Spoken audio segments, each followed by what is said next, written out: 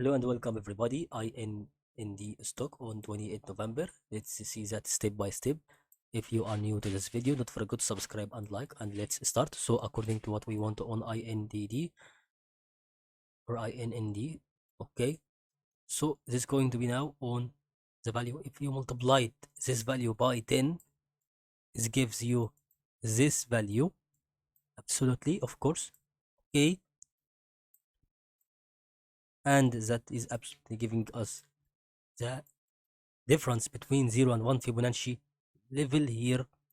If we went for 1 week, there is no difference, but the number of candles has been increased because it's going to give us the period of only one candle in 1 week.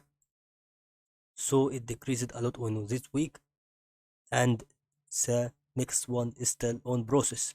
So that's what I think about the price that could happen on INND.